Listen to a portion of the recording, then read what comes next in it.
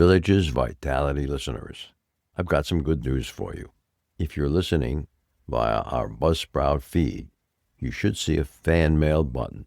You can ask questions or leave me comments as a text, or in our new feature, you can send it as a voicemail. If you'd like a response, make sure you leave your name, email address, and cell phone number.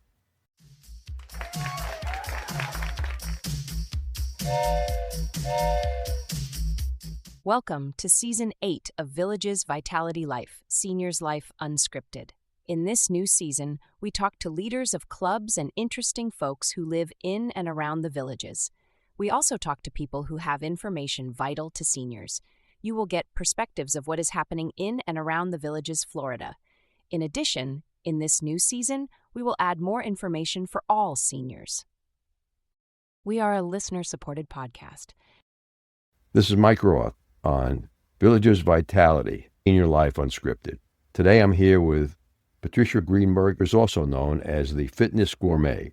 Patricia Greenberg is a nationally recognized wellness educator and expert on all things being well. Thanks for joining us, Patricia. Patricia has also written 5 books, a book on nutrition, fitness, wellness, living life goals, and has special interest in educating the general public and providing accurate health information to today's consumer. She also hosts a YouTube show called It's Okay to Be Old. And at some point in the future, you'll be able to find me and Patricia on that show too, as well as a series of seminars throughout the country to empower older adults to embrace their age, fight ageism, and has a YouTube channel, which is youtube.com. Again, Patricia, thanks for joining us here. Now, what started you on the journey, educate the public and seniors as a life's work? So I did, and throughout the years, I went on to teach nutrition to culinary students. And I got very entrenched in the world of food. I opened up a restaurant, and I really saw the power of how healthy food helped people. But also the downside of it is that some people get very obsessed about eating healthy and take care of themselves at the expense of living well, meaning enjoying their lives. And over time, I became more athletic. I went on to run 20 marathons and 110 half marathons, and fitness and eating well professionally and personally became my life. And then I got married a little later than most people in my generation. I got married at 37, and I had my daughter at 40. So when I was taking my daughter to nursery school, I was 42, and the other mothers were 25, maybe 30. And there was a lot of ageism being thrown at me that I didn't even realize or know what it was, but people were saying to me, aren't you a little old to be running marathons? Don't you think you should stop running around in spandex? You're over 40. Things that were really, I'm like, what are you talking about? I grew up in a very cosmopolitan environment, and it just sounded so provincial, like I can't do something because I'm 40. And then it became more and more pervasive throughout life. I would see it, that people would say, oh, I don't want to be old, or only old people do that. And I thought to myself, that's interesting, because I was running marathons alongside people in their 60s and 70s when I was 40 and doing all kinds of extraordinary things. And I remember seeing emerging information about aging and what are we going to do with the aging population. And baby boomers are the talk of every scientific experiment known to man. Every sociology class, it's in the news, what seniors, boomers, geezers, silver tsunami, so forth. And I didn't truthfully even understand it was a business opportunity. I just thought, this is interesting. And my husband's a boomer. My husband's 14 years older than me. I would do these non-scientific experiments to see what my husband was interested in as opposed to what I was interested in. And we come together on a lot of things, but my husband has this fascinating background due to his age. When the Beatles came to the United States in 1964, he ushered at the Hollywood Bowl when he was a teenager, and he headed up the speakers program at UCLA, and he met Bobby Kennedy and JFK and Martin Luther King and Gene McCarthy, and it goes on, and his stories were amazing. And actually that experiences that he shared with me was instrumental in me looking at, well, how do the boomers feel? I'm a boomer. I was born in 1960. But then I did some more experimenting, on actually asking people what they thought about their age. Do they feel old? And there was this incredible divide, how people felt how old they were and actually how old they really are. And that was the very interesting thing that I saw. And I thought, what do we need to do to age well? What do you need to do to stay healthy in your 50s, 60s, and 70s? And I embarked on the journey of that research, and I wrote Eat, Live, Age on the eve of the pandemic.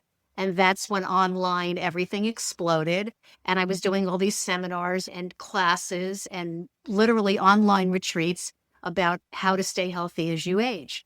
And as it started to wind down, books were coming out, Radical Aging, Radical Acceptance. So I said to my brother, why don't we do one? It's okay to be old. I loved my grandparents. I loved being around older people. It's okay to be old, radical acceptance. And my brother said, why does it have to be radical? How about thoughtful acceptance? I'm like, yeah, let's tone it down a few notches. So It's Okay to Be Old is very tongue-in-cheek, but it really is about a cohort. You're a baby, you're a toddler, you're an adolescent. Adolescence is a fairly new term in the history of people. Young adulthood, older adulthood, and old is just a cohort. I also have to tell you, I didn't realize how triggering the word old was going to be when I do my lectures and seminars and classes. People don't mind age well or aging nicely, or I'm like fine wine, but the minute you mention the word old, people go nuts. And people say to me, you're not old. I'm 65. I feel like I don't know where I fit sometimes in the spectrum. I'm at that retirement age. The Social Security Act of 1933 told all of us you're old at 65, time to retire. And again, I wound down from running marathons and doing extreme athletics because you just do with age, and I had a hip replacement. And then I really started to see people doing extraordinary things. And now that's all I do. Not that I'm out of nutrition and wellness. I really practice it personally and love to have guests on my show and talk about it. But I'm really delving into what does it feel like to be an older adult? How do you feel you fit in society?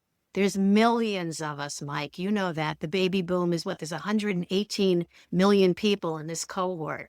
I want to share an interesting distinction if those of you listening haven't heard this before, but the baby boomers are now split in two. There's baby boomer 1, baby boomer 2, also known as Generation Jones. So those of us born 1946 to 1956 are genuine boomers. Those of us born late 50s to mid 60s, depending on who you ask, is called Generation Jones. And it's the generation that follows the boomers. So for example, my in-laws came from refugees from the Holocaust. They came to the United States. My husband never lived in a house. They didn't speak English. They had to really pick them up from their bootstraps and pull a life together. When I was born in a house, my parents already had prosperity. The early 60s were incredibly prosperous. So our view of the world is very different. I don't see the world as a struggle.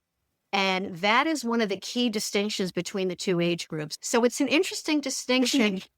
And it turns, the boomers really embrace it. Hey, I'm 80, I'm here, get used to it. Love me or hate me, I'm here. Later on, this is where the cosmetic surgery and the hiding your age and the lying about your age, they're creating their own ageism. I really believe that cohort. And I'm somewhere in the middle. I don't feel like I'm old. I don't mind if I get old. I love every minute of it. When I go and do my little 5Ks on Sunday afternoon, I'm there with my friends who are 75 and 80 and still out there doing things, writing books. I've been knitting my whole life. My aunt taught me when I was very little, and now I'm teaching people 20 years older than me how to knit. When I go out, exercise, walk, go to the gym, I'm 65. Not only am I the only 65-year-old, I'm the only girl in the gym, and there I am still weight training and doing it. And then I go out and I see there's plenty of other people doing this too. You know, I'm 80 years old. I was born in 1940. So I've always considered myself a boomer. It's kind of disheartening to see other people say, well, you got to be born in 1946 to be a boomer. That doesn't make any logical sense to me at all. And the process, okay, and the human body wears out. And the question that I see every day here in the villages is there are those people who are younger and they can participate in sports and other activities, because their knees haven't given out, or their shoulders haven't given out, or in many cases, their brains haven't given out. And so I think that there's kind of a sharp divide between those people who are old and able-bodied and those people who are old and parts of their. So physical health really is a critical ingredient. I agree that exercise is a key component to people in our age group being healthy, staying in the active group. And the villages where I am, motto is a senior active community, okay? And it's very active with 3,500 clubs and activities, but in activities that require physical stamina, like baseball or softball, tennis. Pickleball is extremely popular in our generation here. I think we have more pickleball courts than any place in America. You never want a house near a pickleball court because the banging of the balls is tremendous. But that sport itself creates the most injuries here in the villages, whether it's ankles, knees, shoulders. Falling is one of the critical diseases of the senior age group. And there are classes here in the villages on balance in various different terms. Now, you've written like 5 books. Which book has been the most popular? Popular book is the one I have out now. It's very, very specific to cooking and nurturing, nutrition, and calories and all that kind of stuff. But now I'm finding people are very, very interested in how to manage their lives on every level. Like you're saying, the fitness is important, the exercise, eating well. But what's really people are finding, how do I stay youthful internally? So that book is It's Okay to Be Old. Let's take a break here and listen to an Alzheimer's tip from Dr. Craig Curtis. What differentiates Lewy body from Alzheimer's? It's caused by a completely different protein buildup. In Alzheimer's disease, there's a protein called amyloid that builds up, leading to the death of brain cells in the memory area of our brain. In Lewy body dementia, it's a buildup of a protein called alpha-synuclein that builds up in the cortex, the outside part of the brain, that damages initially, usually our emotional side of the brain. So we do tend to see emotional changes in patients then go on to have memory problems later on, and they can be diagnosed with Lewy body dementia. But it's a disease where we diagnose looking at clinical symptoms and makes it very challenging. For example, in the old days, 20 years ago and beyond, even in Alzheimer's disease, even the best experts in the world only had around a 75% accuracy of diagnosing using just clinical symptoms. And it usually took an average of 3 to 4 years of symptoms to where they felt confident enough calling it something such as Alzheimer's dementia. But if that person were to ever go to autopsy, they were only accurate around 75% of the time. And now we're in the high 90s as far as accuracy. With over 20 years of experience studying brain health, Dr. Curtis's goal is to educate the village's community on how to live a longer, healthier life. To learn more, visit his website, craigcurtismd.com, or call 352-500-5252 to attend a free seminar. Okay, so let me ask you the next question here. So Patricia, your newest book is the most popular one. How long have you been doing your podcast? So that's a good question, because it's not even really a podcast. It's more of a YouTube show. And I started doing media in 25 years ago. So it's been an evolution. I started at public radio here in Los Angeles at Cal State Northridge, doing a show called The Fitness Gourmet. And it was all about nutrition, wellness, and interviewing experts on food and nutrition and health and wellness. And then I moved on to KABC, and I did that for a few years, which evolved into Eat, Live, Age. And then the model of radio kind of shifted, and it ended up it was paid programming. So I moved it over to YouTube, and at first we were Eat, Live, Age, then we were Age, and now we're It's Okay to Be Old. So it evolved with my books and my titles and my research to where it is now. But I've been at this for 25 years. Patricia, as an author on books on food, and I'm thinking about food for seniors, what's your opinion on a plant-based diet? I'm glad you're asking me this, Mike, because There's so much information, misinformation. People say the science keeps changing. The science doesn't change. Our evolution takes a lot longer than a couple of generations for your body to change. The metabolic pathways are the metabolic pathways. So when people say, I can't eat a certain food, I don't feel well, it could be an allergy, it could be an intolerance. But more often than not is that we're eating so much processed junk food. What is processed food? Let's start there. There's this perception that it's just fast food, like fast food restaurants, or chips in a bag, or artificial color and artificial flavors, which is true. That's the worst. That's the ultra processed. But every food, almost short of being, has some processing in it. And keep in mind that some processing, like cooking vegetables, does help you digest it easier. Cooking enhances the nutritional quality of food as well. But what it is, people don't realize how much processed food they're eating. I only have cake once in a while. I only eat chips in moderation.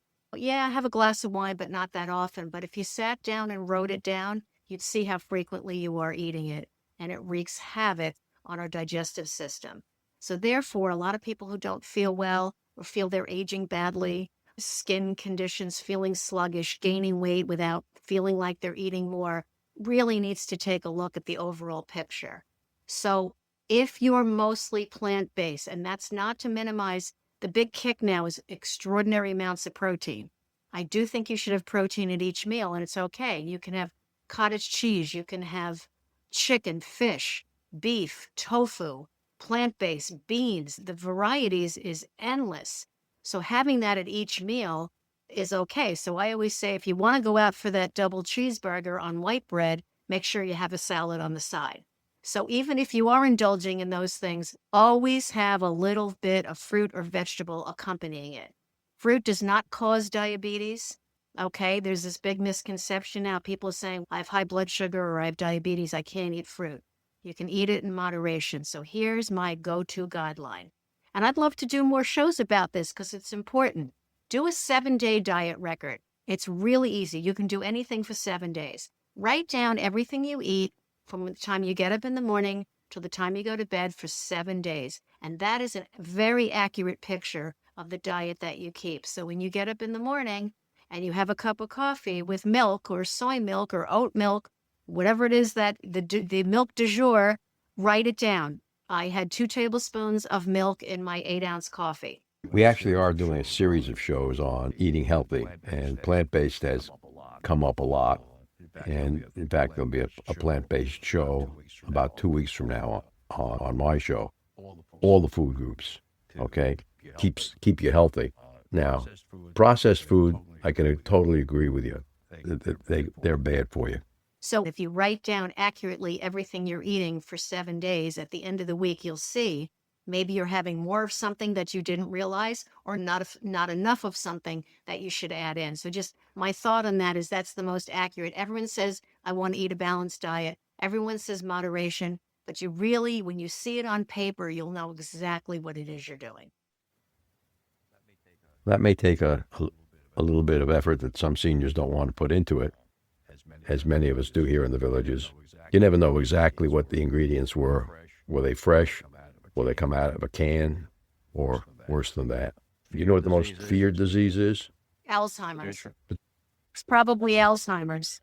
Alzheimer's is the most feared disease, although it's number 3 or number 4 and the one that doesn't kill as many people as heart attack or strokes by exercise. Building muscle mass. Only as we age, our bodies don't automatically build as much muscle mass as they did when we were in our 20s and 30s. Do you have any recommendations for people who are overweight but not diabetic?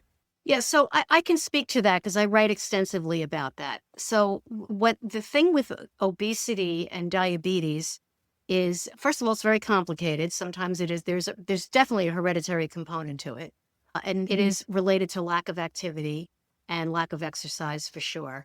And taking this on, one thing we're learning now is that when we exercise and we eat well or follow the recommendations, there is this tremendous sense of deprivation.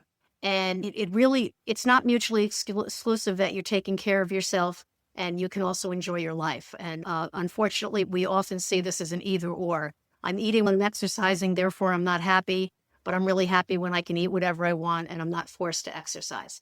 So the remedy for that is what science is showing now, is that we exercise and we eat in the same moderation that we rest and we enjoy our lives. So it's part of the whole package. What I'm learning now for myself and for, again, what the science is showing, this exercising heavily until you're exhausted is really unhealthy for you, especially as you get older, because you're wearing yourself out even more. So moderate, 2 to 3 days a week of weight training. It can be light. It doesn't have to be heavy, progressive overload like these people all over the internet are telling you. 5-pound, 10-pound weights, full body, couple days a week of yoga, meditation, taking nature walks, something very calming and soothing to you does wonders. And the eating, again, is don't fast, don't deprive. Pay attention to what you're eating. Make it majority plant-based. And when you have that piece of cake or you have that glass of wine, you can enjoy it. It's all about the enjoyment, because if you're not enjoying yourself and you're not happy, that's a whole nother level of unhealthiness. I like your idea of greater weights. What do you feel about swimming as an exercise for seniors? Swimming is fantastic. I love swimming. I think it's really one of the best exercises you can do for your cardiovascular. Also, I'd be curious to ask other people about this. I find swimming very therapeutic. I don't find swimming that exhausting, wiped out kind of feeling unless you're a competitive swimmer. The one thing I will say is that because of the weightlessness, you still have to counter it with some resistance exercising.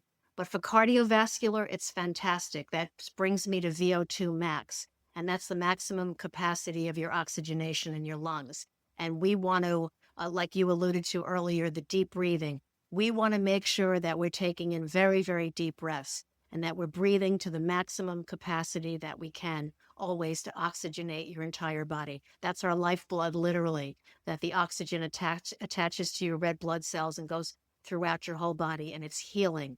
And so swimming in fresh air, outdoors, in the water, holding your breath underwater, this is fantastic. I also now, I hadn't planned on talking about this, and I'm glad you're bringing it up. People have a lot of fears about certain types of fitness, and rightfully so. There are people that are afraid to swim. There are people that are afraid to go underwater, and then you're tensed and you're amped up when you're in the pool. Please get, some lessons. Have somebody help you. Get in that pool and really learn how to swim, how to wade, how to dog paddle, whatever it is, and get yourself acclimated. Take aqua aerobic courses. They're fantastic. Yeah. Which are reserved for visiting grandchildren. And we have adult-only pools, and then we have sports pools. And my friends tell me that's too serious for us.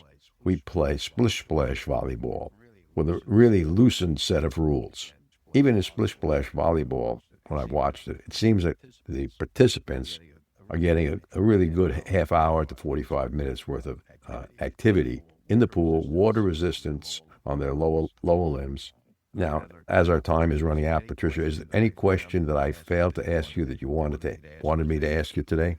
So I just wanted to close off. I know there's never enough time to talk about all the things we want to talk about, right? But science is showing that longevity is deeply connected to how you feel about aging and how you feel about your own aging in relationship to the rest of the world, let's say.